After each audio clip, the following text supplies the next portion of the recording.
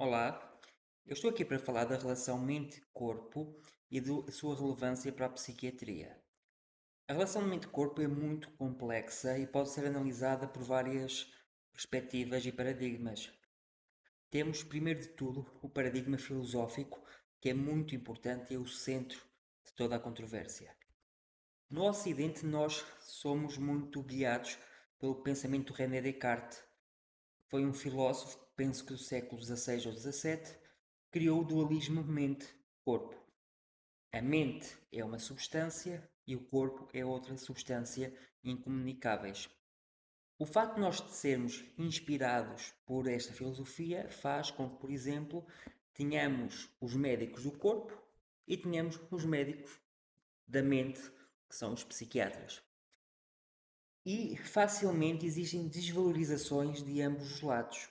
Ou seja, os médicos do corpo podem desvalorizar as questões psíquicas e os médicos psíquicos podem desvalorizar as questões corporais. Agora, noutras culturas, como por exemplo a cultura oriental, tem-se uma visão muito mais unitária, em que a mente e o corpo são a mesma substância e por isso é que também hum, técnicas médicas são tão diferentes em países orientais, como a China. Temos a medicina tradicional chinesa que segue um paradigma completamente diferente, um paradigma integrativo. Em termos psiquiátricos, é muito importante perceber que existem várias condições que estão diretamente relacionadas com o corpo. Uma delas é a perturbação do sintoma somático. A perturbação do sintoma somático é quando a pessoa tem um determinado sintoma, que pode ser desde uma dor física, até um desarranjo gastrointestinal, até um problema respiratório, qualquer que ele seja, que vai levar a comportamentos, pensamentos e emoções de tal forma intensos e negativos que configura uma patologia psiquiátrica. Já não é entendida como sintomas serem ou não de causa psicológica, como era entendida anteriormente. Okay? A pessoa pode ter um sintoma completamente físico, existe uma causa física, existe uma lesão tecidular, existe um tendão que está rompido e ao mesmo tempo tem um sofrimento tão intenso, tão invasivo, que se considera uma condição psiquiátrica. Okay? Outra condição, muitas vezes associada, é a perturbação hipocondríaca. Okay? Aqui tem mais a ver com os pensamentos obsessivos relativamente à possibilidade de ter uma doença. Okay? Muitas vezes baseando em sinais duvidosos ou parciais, em sensações físicas que são normais, por exemplo, sentir a barriga a mexer e considerar que isso pode ser um cancro, e está associado a comportamentos patológicos como procura dos cuidados de saúde e múltiplos exames, etc. Estas duas condições, perturbação do sintoma somático e perturbação hipocondríaca, são apenas duas das condições psiquiátricas que tocam diretamente no corpo. Qualquer outra perturbação psiquiátrica, depressão, ansiedade, autismo, PHDA, perturbação bipolar, esquizofrenia, seja ou não uma patologia, seja uma condição normativa, tem a sua afecção a nível corporal. Uma pessoa deprimida vai sentir lentidão motora, múltiplas dores, muitas vezes músculos presos e vai ter um impacto ao nível do sono, ao nível da alimentação, entre outros. Ok? Por exemplo, uma pessoa com a ansiedade é algo que se manifesta muito através do corpo. Existem pessoas que apenas sentem a ansiedade através do corpo. Pergunta-lhes: estás ansioso? Não, não estou ansioso. Mas depois estão com taquicardia, estão com diarreia, estão com uma manifestação isolada do afeto. Ok? E é aqui que nós podemos entender a relação entre afeto e corpo. Ok? Não vamos pensar em diagnósticos psiquiátricos, vamos pensar em questões mais ahm, práticas e didáticas. Ok? O afeto pode ser acompanhado por uma sensação física. aí a pessoa reconhece essa associação. Eu vou traduzir. Por exemplo, uma pessoa está ansiosa e sente o coração a bater mais rápido. E aí ela sente o afeto e sente a perturbação a bater, o coração a bater mais rápido. Ela percebe a associação. A pessoa está apaixonada e sente problemas na barriga. Percebe a associação. Agora, o principal problema ocorre quando a pessoa não percebe a associação e o afeto vai substituir a emoção. Okay? Como eu já falei, da pessoa pode se sentir ansiosa, mas não perceber que está ansiosa, porque em termos afetivos não o sente, vai sentir o sintoma físico.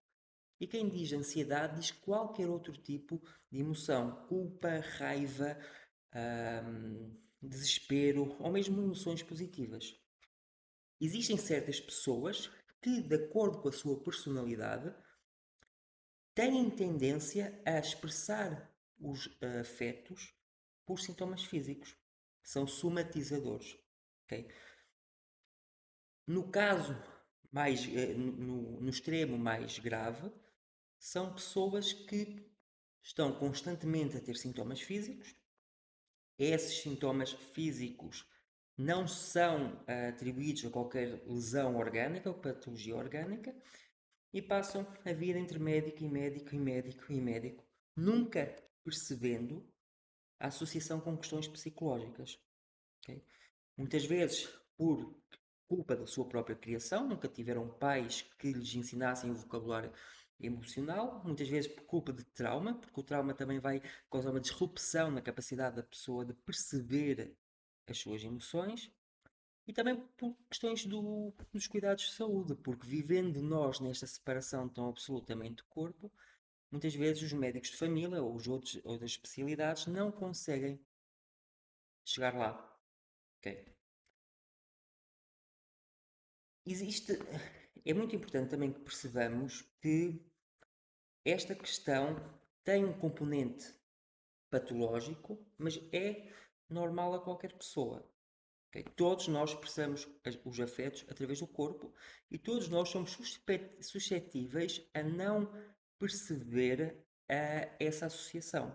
Por exemplo, o síndrome do estudante de medicina. O síndrome do estudante de medicina significa que o estudante de medicina tem tendência a ter os sintomas para o qual ele estudou. Por exemplo, um ataque cardíaco. O estudante de medicina estuda os sintomas mais atípicos do ataque cardíaco e, ao estudar os sintomas mais atípicos, de forma inconsciente, sem se aperceber, pode desenvolver esses sintomas que uma pessoa leiga não iria conhecer. Okay? E isto ocorre por dinâmicas inconscientes. E quem diz o sintoma de ataque cardíaco, como a dor, diz sintomas como zumbido, ataques de asma, paralisias, qualquer sintoma, ou mesmo quadros de sintomas, podem ser mimetizados por, por questões puramente psicológicas. Okay? Agora, para não parecer que eu estou também muito aqui a criar uma divisão, ou mente ou corpo, é importante perceber qualquer sintoma mesmo, num modelo biopsicossocial. Okay? Ou seja, bio é biológico. Okay? Imaginemos uma pessoa que tem uma ruptura no tendão, tem uma lesão biológica. Okay? Mas por cima dessa lesão biológica há fatores psicológicos. A sua personalidade, a maneira como ele lida com a frustração, se está a ter problemas de vida, se tem ansiedade ou não, se está muito a pensar no sintoma ou não. E temos também a questão social, que é o significado deste sintoma em termos sociais. Será que isto lhe deixa ansioso porque não consegue trabalhar? Ou, pelo contrário, este sintoma traz essa vantagem de não permitir o trabalho? Okay? Ou seja, cria-se aqui um bolo que depois é conjugado e vai dar origem ao sintoma físico. Okay? E este sintoma físico, que é físico porque existe uma ruptura, okay, pode ser profundamente influenciado por questões emocionais. Eu ando várias vezes no fisioterapeuta por lesões no ginásio, sempre que lá vou, o fisioterapeuta diz-me, mas isto é um componente muito ansiogénico e mais por uma vez eu fui lá com uma dor num tendão, fazia exercício, quando saí de lá e fui apaziguado, a dor desapareceu ou diminuiu. Okay? Existe também, por exemplo, um vídeo que, ahm, que o fisioterapeuta mostrou de uma rapariga que tinha uma lesão no tendão, através de uma ecografia no tendão do pé, e depois de ver a ecografia ela começou a correr, a sentir dores lacinantes, congruentes com a lesão que tinha. Só que depois descobriu-se que a ecografia estava trocada e não existia lesão. Okay? Da mesma maneira, no outro caso, um homem tinha uma lesão cuja ecografia foi trocada e não a mostrou e ele caminhava sem qualquer dor. Okay?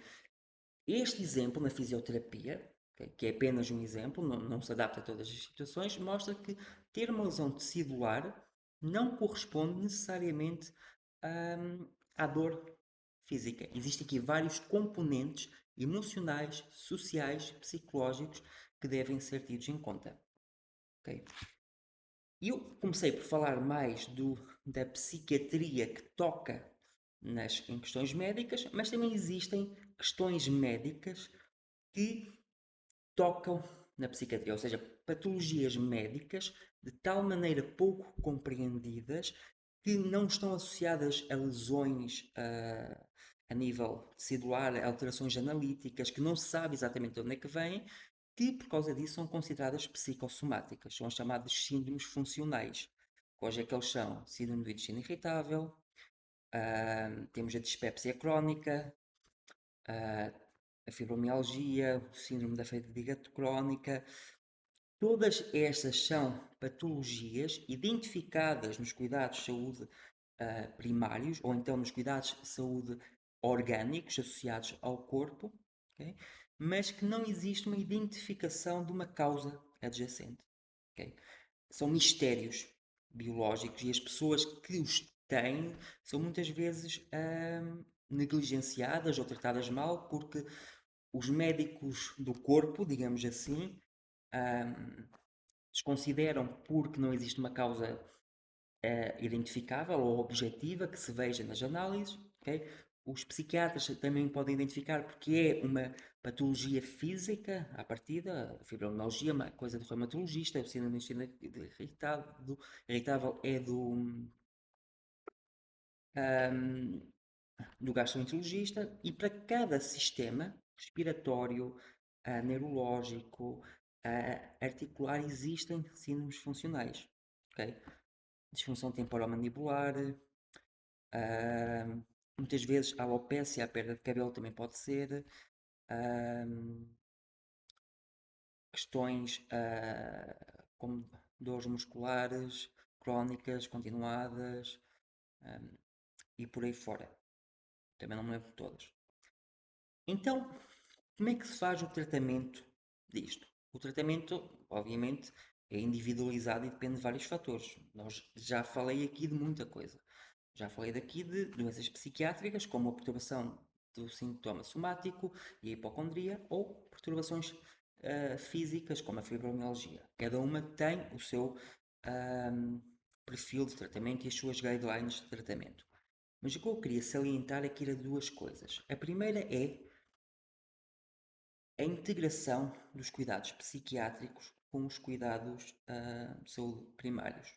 Okay? Ou seja, é importante ter um médico de família, idealmente, que será a pessoa mais habilitada para compreender os dois lados, psíquico e físico, okay? Que consiga fazer referenciações apropriadas. Okay? Por exemplo, uma pessoa que tem tendência a somatizar, aparece com um novo sintoma, deve ir ao médico de família que vai avaliar e vai perceber se é ou não causa para pedir um acompanhamento especializado. Okay? Temos de fazer sempre aqui um balanço entre o não estar a validar todos os sintomas, porque as pessoas que somatizam muito têm tendência a variar constantemente sintomas, ora é uma dor, ora é um zumbido, depois passa a ser uma dor no peito, depois é uma diarreia, ok? Se nós não percebemos esta sequência mutável e interligada diretamente a fatores emocionais, vamos estar a lesar a pessoa, porque vamos estar constantemente a reencaminhá-la e ela vai chegar aos especialistas que não vão identificar nada e a pessoa vai se sentir assustada. Por outro lado, se não estivermos atentos a sintomas, o que pode acontecer é que nos passa-nos ah, algo grave, porque as pessoas realmente adoecem no sentido de ter uma doença física, que nunca é puramente física, atenção, mas que necessita de um tratamento especializado. Ok?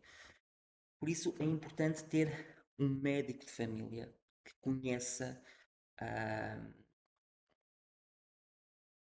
estas nuances. Quem diz médico de família também diz um psiquiatra. Okay? Um psiquiatra também está numa boa posição para compreender a parte psíquica, aliás, melhor do que ninguém, mas também um toque na questão médica, orgânica, porque, ademais, nós somos médicos. E embora desvalorizemos também muito questões mais físicas, nós estamos relativamente habituados a lidar com elas. Okay? Então, em resumo, tem de haver uma integração entre cuidados físicos e cuidados psiquiátricos. Okay? E as duas especialidades, ou as várias especialidades, devem comunicar. O segundo ponto que eu queria salientar é um estilo de vida saudável. Okay? Quando eu digo um estilo de vida saudável, estou a falar de exercício físico, estou a falar de alimentação, estou a falar de contactos sociais saudáveis, estou a falar de meditação. Okay? Cada um deles é muito importante e também pode trazer desafios. Okay? Estou-me a lembrar, por exemplo, o exercício físico no síndrome da fadiga crónica vai levar à fadiga pós-exercional, exerção, em que é uma fadiga aumentada depois do exercício físico, ou então na alimentação, a pessoa com síndrome do intestino irritável pode não conseguir consumir certo tipo de fibras, por exemplo, as fibras insolúveis, ou seja, obviamente que este estilo de vida saudável tem de ser adaptado a cada pessoa, mais uma vez conjugando os cuidados médicos de diferentes especialidades, se necessário, mas o médico de família ou o psiquiatra são fundamentais. Okay? É importante que a pessoa a quem o corpo dói sinta o corpo como um agente ativo de cura. Okay? Às vezes é importante simplesmente caminhar. Okay? É importante, no inglês existe um verbo chamado walk off. Walk off significa libertar a atenção através de caminhar. Okay? A pessoa tem de contrariar, okay, esta tendência a ver o corpo como um corpo disfuncional, dolorido, disforme, o que for. Okay? E por isso é que os cuidados de saúde, os cuidados de estilo de vida são extremamente fundamentais. Okay? Por exemplo, a meditação. A meditação do tipo mindfulness, que é estar no momento presente, muitas delas é focada no corpo. Okay? Mindfulness da respiração, mindfulness do escaneamento corporal, que é sentir o corpo por etapas, é cultivar uma relação positiva com o corpo que não seja apenas uma relação dolorosa. Okay? Claro que isto não é uma coisa que se entrega à pessoa que sofre de uma maneira liviana. Okay? É preciso, é urgente, okay, que ela seja acompanhada neste processo. Porque diz-se a alguém, tens de ter uma alimentação saudável, tens de fazer exercício físico, a pessoa não faz. Isso é muito mais difícil do que tomar uma medicação. Okay? Agora, relativamente aos outros cuidados, sim, a medicação pode ter um benefício, okay? Tanto para questões mais médicas, entre aspas, como certo tipo de analgésicos na fibromialgia, como medicação psiquiátrica, como aquela utilizada para diminuir a ruminação, o medo e a constante procura de soluções que é encontrada na hipocondria e na perturbação do sintoma somático. Okay? Só que isoladamente, qualquer uma destas medicações, seja dado pelo médico do corpo, seja dado pelo médico da mente, não resulta. E, obviamente, a psicoterapia. A psicoterapia tem uma importância medular porque ajuda as pessoas a desenvolver um vocabulário emocional que está muitas vezes limitado nas pessoas somatizadoras. Existe até uma palavra que é chamada alexitimia. A alexitimia não é uma doença, a alexitimia é uma condição que existe em várias doenças psiquiátricas e físicas, que representa dificuldade em identificar as emoções, dificuldade em expressar as emoções por palavras e um foco muito grande no exterior. O que é o exterior? É, por exemplo, um foco muito grande no corpo. São pessoas que estamos a tentar estar triste. Eu tenho uma dor de barriga, mas está triste e o pé começou-me a doer. Esse é um foco no exterior. Também pode ser o foco do exterior de falar, por exemplo, de acontecimentos cotidianos. Tentamos ter um diálogo emocional e a pessoa começa a contar o que é que se passou, o que é que se não se passou, mas sempre uma vertente muito concreta. Ok? Estas pessoas não estão a fingir. Ok? Essas pessoas vivem presas em sintomas físicos que são limitantes, muitas vezes crónicos, incompreendidas, saltam de médico para médico, ok? E quando se diz que tem uma causa psicológica, não quer dizer que seja tudo da cabeça dela, ok? Psicológico é cérebro, o cérebro também é corpo. Por isso é que eu tive aqui toda esta apresentação a cometer um erro de dizer médico do corpo, médico da mente, mas eu estou a trabalhar com aquilo que me é entregue pela sociedade. Ok? Pronto, acho que fiz um vídeo informativo, de acordo com o que eu podia fazer. O primeiro passo é perceber esta relação, ok? Porque a mente e o corpo não estão separados, ok? Ah, Se tu tens um sintoma físico que te causa profundo sofrimento, ele pode ou não estar associado a lesão ou estar associado a alterações, mas ele é emocionalmente relevante. Okay? E a emoção vai influenciá-lo independentemente do quão físico ele é. Agora, sinais de alarme para pessoas que têm sintomas físicos cujo componente emocional é muito, muito importante. Temos sintomas que mudam de localização, sintomas muito associados a problemas de vida, que muitas vezes as pessoas não reconhecem porque não têm este pensamento, o que é que aconteceu, como é que eu me senti. Um, Sintomas que acontecem em pessoas traumatizadas que tenham passado por abuso sexual, físico, emocional. Todos estes são sintomas a ter em conta, okay? E que pesa aqui o acompanhamento psiquiátrico e o acompanhamento psicológico. Mas mesmo aqui é importante também o médico de família. Ok? Vá, obrigado. Corra tudo bem a todos. Estamos aqui.